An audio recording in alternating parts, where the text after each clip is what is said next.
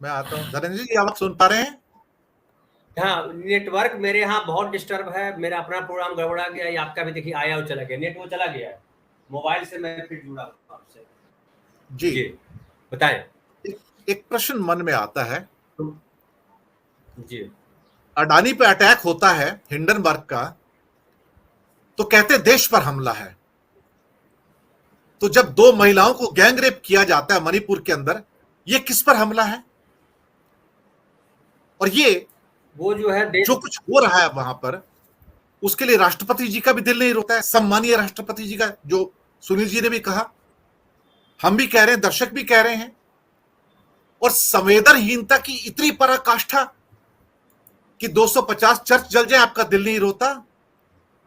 150 लोग मर गए मणिपुर में, बेघर हो गए हजारों लोग, आपका दिल नहीं रोता? दुकानें, कारोबार जल गए, आपका दिल नहीं रोता? कैसे सत्ताधीश हैं आप? हम कैसे लोकतंत्र में हैं? ये तो लोकतंत्र ही नहीं है सर, जिस देश में सत्ताधीश बोले ही ना। क्या किया जाए सर?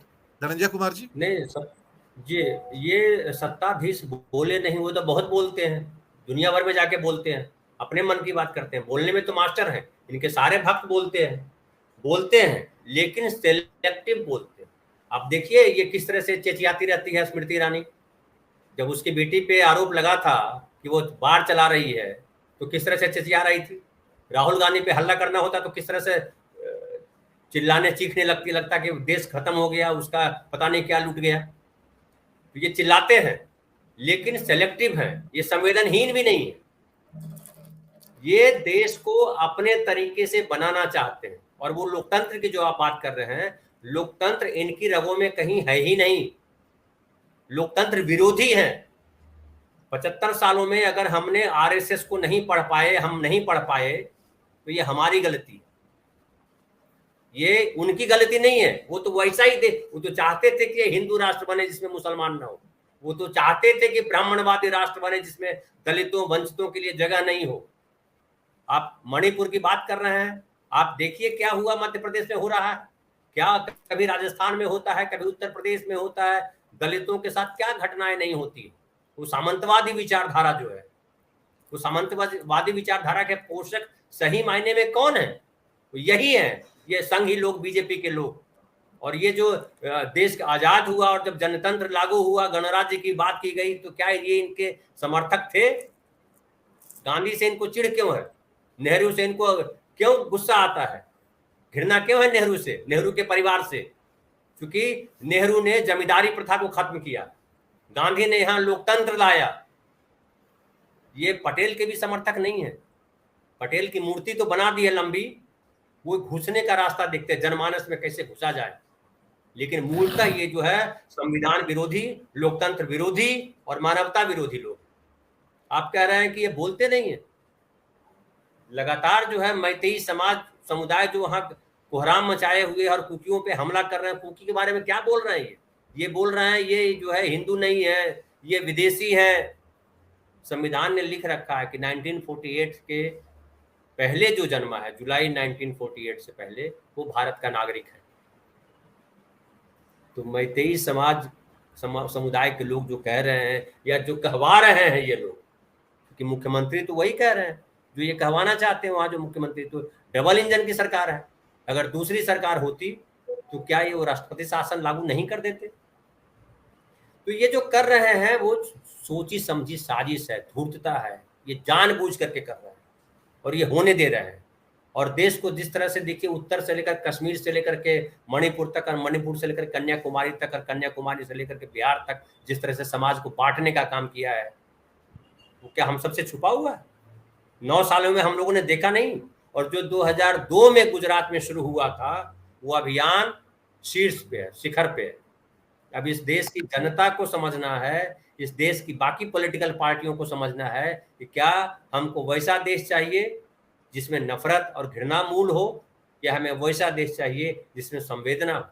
जिस तरह का वीडियो आया है मणिपुर से, हालांकि वो 4 मई का बताया जा रहा है, या कभी का बताया जाए, किसी का बताया जाए, क्योंकि महिला हो या हिंदू महिला हो या मुस्लिम महिला हो, ब्राह्मण हो या दलित हो, कोई भी महिला, जिस तरह का वीडियो आया है बेहद भयावह है। मैं ये भी नहीं कहता हूं कि ये इस तरह की चीजें पहली बार हुई है, देश में अक्सर हुई है, लेकिन सरकारें इन चीजों के साथ खड़ी नहीं रही।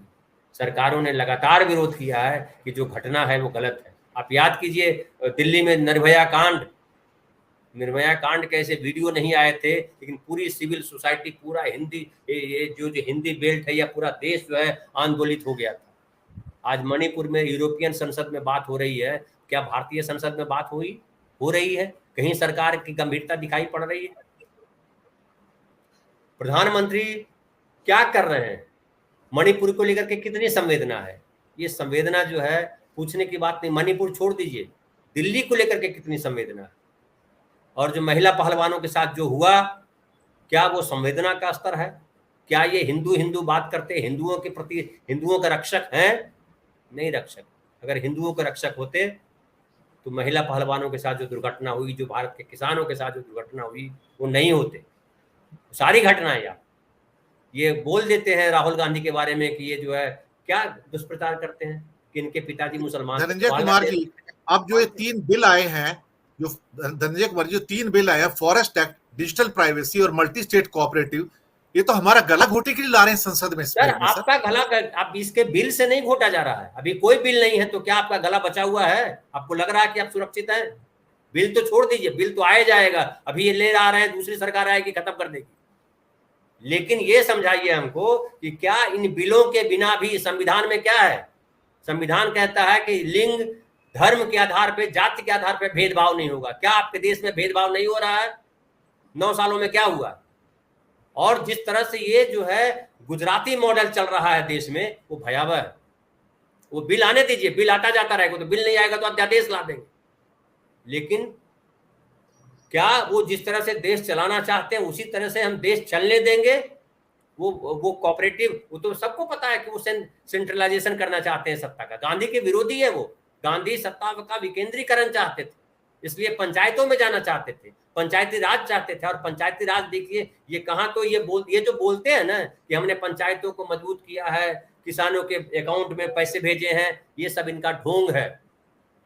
मूल है ये सारी सत्ता अपने पास रखना चाहते हैं। और जो 80 करोड़ लोगों को 5 किलो अनाज देने की बात बड़ा गर्व से करते हैं, वो मूल है। ये पूरे देश को भिखारी बना के रखना चाहते हैं, इनके इशारे पर चले।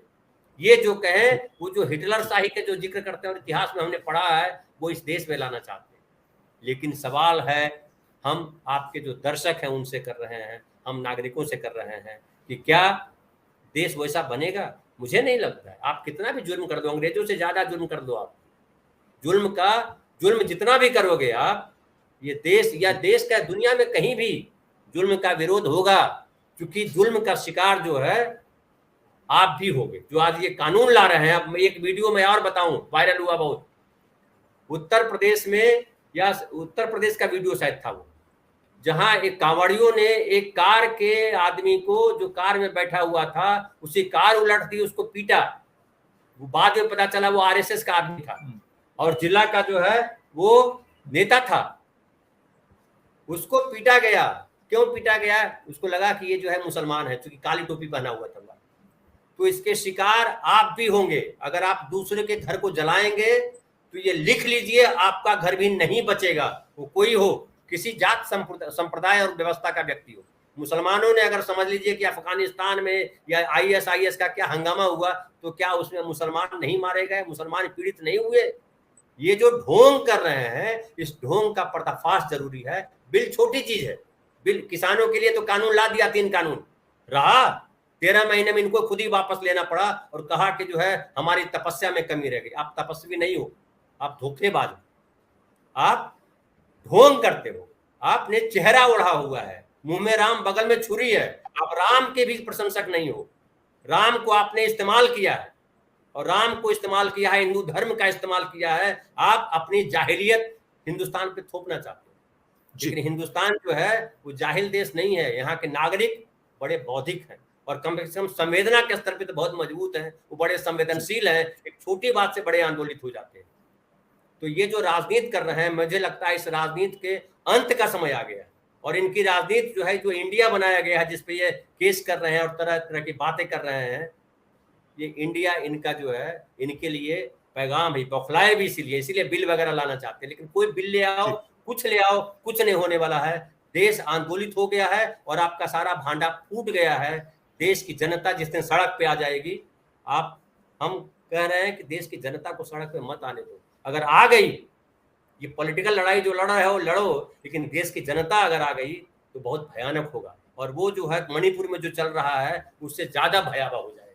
तो ये प्लीज रोको। प्रधानमंत्री जी, राष्ट्रपति जी, आप लोगों के पास सत्ता है, सत्ता की पावर है, इसको रोको। आप आग से खेल रहे हो, और वो आग ऐसी आग है जो पेट्रोल की आग है, भड़केगी तो पानी से बुझेगी नहीं ये आग, ध्यान रखिए जी। अनिल जी,